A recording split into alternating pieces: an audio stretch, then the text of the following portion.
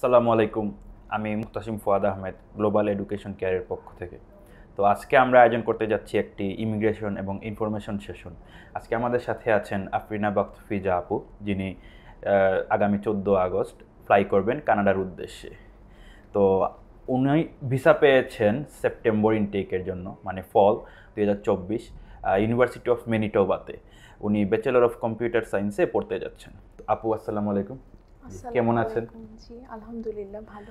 আচ্ছা, তো এই যে আপনার একটা ওভারঅল ভিসার জার্নি, উনি প্রথমবারে ভিসা পেয়েছেন। আপনি অ্যাপ্লাই করেছিলেন মেয়ের লাস্টে, জি, মেয়ের 25 তারিখে মেয়ের 25 উনার তারিখে। ভিসা অ্যাপ্লিকেশনটা হয়।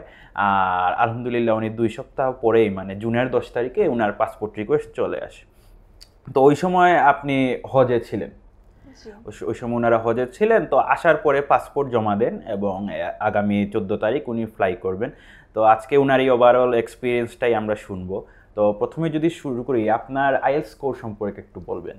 জি, আমার আইএলটিএস স্কোর ছিল 7, নো ব্যান্ড লেস দেন 6। আচ্ছা, খুবই ভালো স্কোর আইএলটিএসে। এবং আপনার এইচএসসি ইয়ার এবং রেজাল্টটা বলবেন। আমার এইচএসসির রেজাল্ট হচ্ছে জিপিএ 5 আর 2022-এ আর কি এইচএসসি দিয়েছি। আচ্ছা, তো ওভারঅল আমি বোঝাতে চাচ্ছি যে উনি কিন্তু খুবই ব্রিলিয়ান্ট স্টুডেন্ট।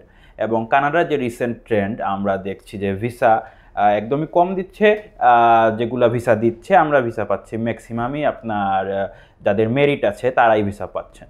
স্পেশালি যেমন আইএলটিএস স্কোরটা আমি মেনশন করলাম এই কারণে যে যাদের 5.5 আছে, একটা ব্যান্ডেই হোক দুইটাতেই হোক, তাদের ভিসা হচ্ছে না বললেই চলে। তো আমরা সবাইকে সাজেস্ট করব, যারা কানাডা আপনারা প্রসেস করছেন বা করতে আগ্রহী, আন্ডার গ্রাজুয়েট হোক বা মাস্টার্স লেভেল হোক, আপনারা অবশ্যই চেষ্টা করবেন আইএলটিএস স্কোরটা ভালো রাখার। ওভারঅল যেন 6.5 বা 7, যত হায়ার ততই বেটার চান্সেস। আর কোনো ব্যান্ডও যেন 5.5 না থাকে। তো আমরা অবশ্যই চেষ্টা করব সবার ভিসা হওয়ার জন্য।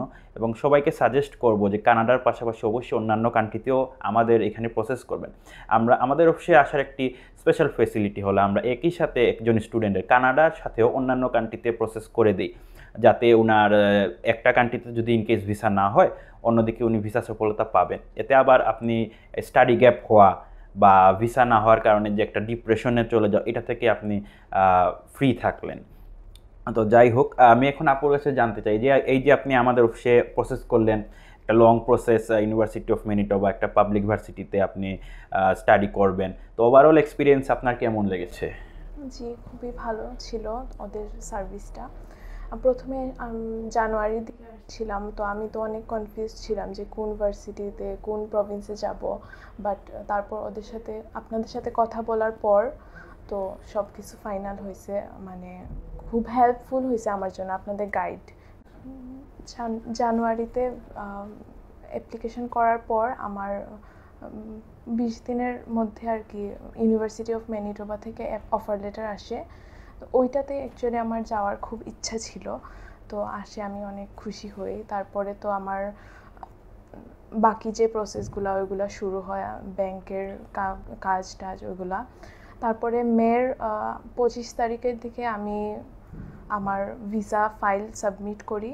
এরপর জুনের 10 তারিখে আমার ভিসা চলে আসে। আচ্ছা, তো ওভারঅল আমরা বুঝতেই পারছি খুবই ভালো একটি প্রসেস ছিল এবং আমাদের থেকে উনি সব ধরনের সাপোর্টই পেয়েছেন। তো আপুকে যদি এখন প্রশ্ন করি যে এই যে আপনি আমাদের অফিসে এসেছেন, আসলে প্রথমে কার রেফারেন্সে বা কিভাবে আমাদের সম্পর্কে জানলেন, যদি একটু বলতেন। প্রথমে তো ফেসবুকে আমি অ্যাড দেখছিলাম, বাট নোমান আঙ্কেলকে তো মানে ফ্যামিলিগতভাবে আচ্ছা, আমি চিনি আর কি। সো তারপর উনি মানে পরিচয়ের ভিত্তিতে অ্যাকচুয়ালি আসা হয়েছে এখানে। আচ্ছা, তো উনি আসলে আমাদের অ্যাডভার্টাইজিংও দেখেছেন, প্লাস আমাদের সিইও স্যারকেও চিনতেন। সো সেই থ্রুতেই আসা। তো এখন আপু, আমি আসলে জানতে চাচ্ছি যে অনেকেরই তো আপনি দেখছেন যে ভিসা হচ্ছে না কানাডায়। জি, জি। আর আপনি কি তাদেরকে সাজেস্ট করবেন যে কানাডার পাশাপাশি অন্যান্য কান্ট্রিতেও দেখতে, যাতে স্টাডি গ্যাপটা না বাড়ে এবং আপনার ডিপ্রেশন বা হতাশা চলে আসে অনেকের রিফিউজালে, এটা থেকে দূরে থাকার জন্য? হ্যাঁ, অন্যান্য দেশেও করা উচিত।